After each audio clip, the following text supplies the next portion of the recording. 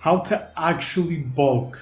So if you don't know me, my name's Hami and I go by the Muscle Jedi. Most importantly, I'm the truth of the physique development and fitness industry.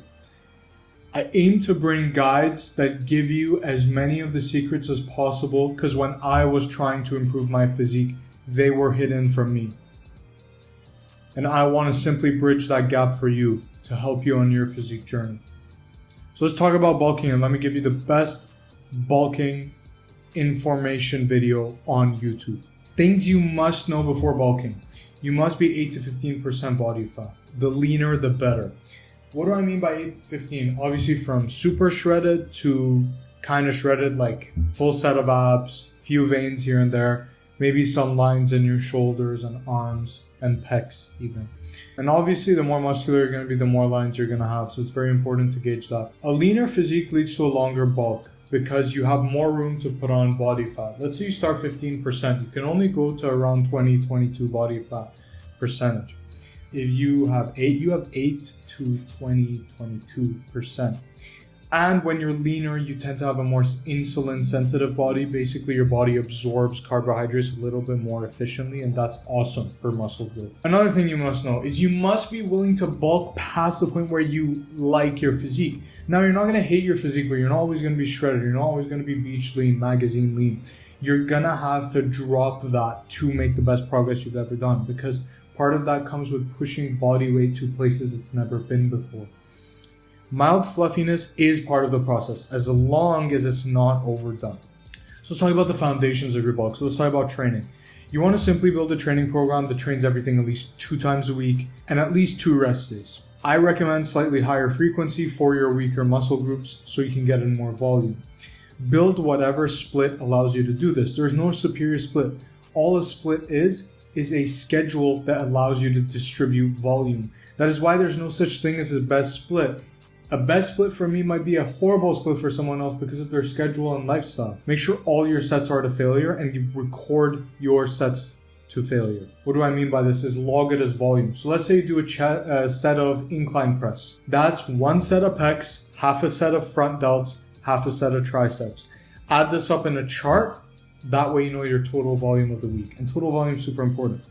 Standardize your reps. Every rep is performed the same, no matter where and when. The only difference is week by week, session by session, you either get more reps or you get more sets with more weight, or both. Pause at the bottom of a rep, pause at the top of a rep. 2, reduce momentum. That way you can engage more musculature to use the load rather than external forces. A bonus tip is remove exercise you've been doing that you've had your doubts about and replace those with machines. Guys, if you cannot improve a body part, stop doing an exercise just to impress your friends. If you have horrible pecs, stop benching. Hop in a machine, stretch your pecs, contract them. Keep it simple. Do stuff that works. Don't do stuff just for the social benefit or the social brownie points in the gym. Do what's best for you.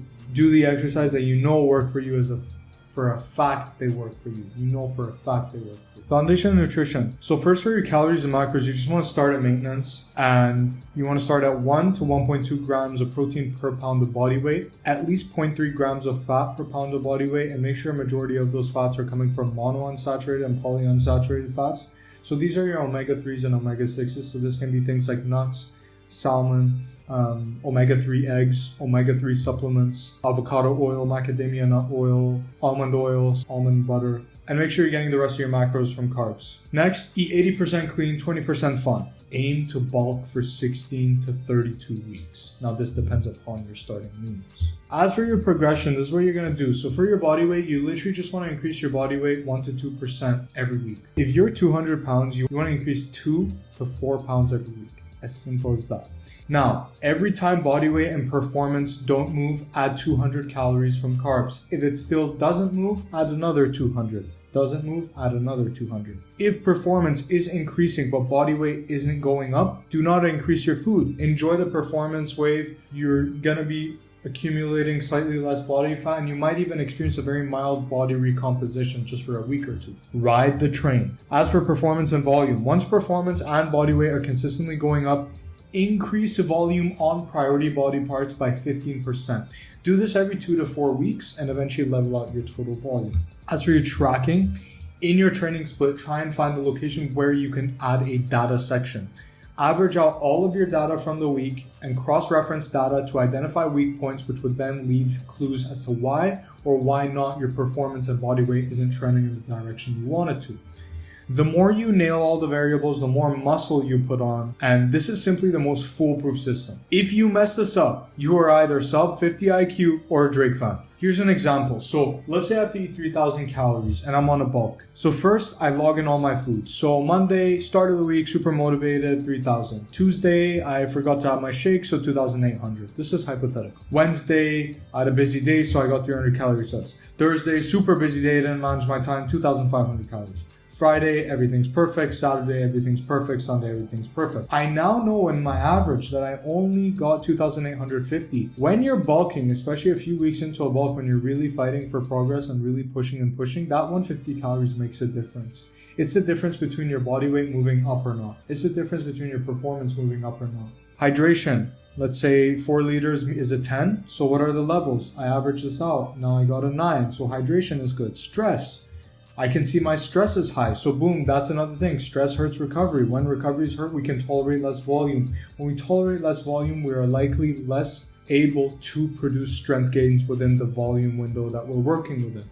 Therefore, we cannot increase volume, because when we increase volume and we tolerate that volume, the only thing that tolerates more volume while improving performance is muscle tissue. Now, sleep quality. We can also see sleep quality is somewhat of an issue. 7.5. We want that to be at least a 9. So that's another thing we want to work on.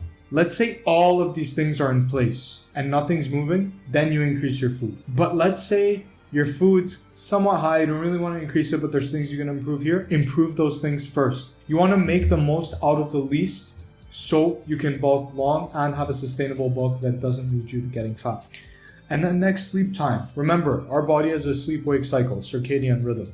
If we're sleeping at different times across a week, that's going to impact our energy. That's going to impact our rate of recovery, and that's super important to be aware of. So if one day I sleep at 1 a.m., then another 4 a.m., then another 11:30 p.m., we want to find a consistent time we can sleep in at so we can regulate our body's sleep and wake cycle. Next, we have our body weight. So let's say the week after, we want to see this move from 170.1 to 171.1 or 172. The only thing that really matters in bulking is your body weight moving up and your performance moving up. If those two are going up, you have 3 things: muscle, muscle, muscle. What do you do once you get fat? You have 2 choices. You either mini cut, so do a 6 to 8 week rapid weight loss phase where you just simply want to bring your body fat levels down. So instead of going from 20% to 10% shredded, go from 20%, go to 15%, go back up to 20%, rinse and repeat, or use that to shred. Or you could just get shredded. 12 to 18 week fat loss phase, get lean, show off your new gains, and you have an extremely sensitive physique so you can bulk again and build an even better physique. It's the journey that's beautiful, not just the end result. You should not lose muscle in any of these phases. Losing muscle on a cut is a mistake you can avoid very easily by managing all of your data, simply the data that I showed you to track. Keep your variables in place. I did this too. I helped Sarah do it too. I helped Danny do it too. I helped Darsh do it too. I helped Jaden do it too. And if you want to be the next one and you want to take your physique to the next level, simply go in the link down below in the description and book a Calendly call with me where you get a free coaching consultation and we find out if we're a good fit to work together and if we can take your physique to the next level together. My services are the key to transforming your physique.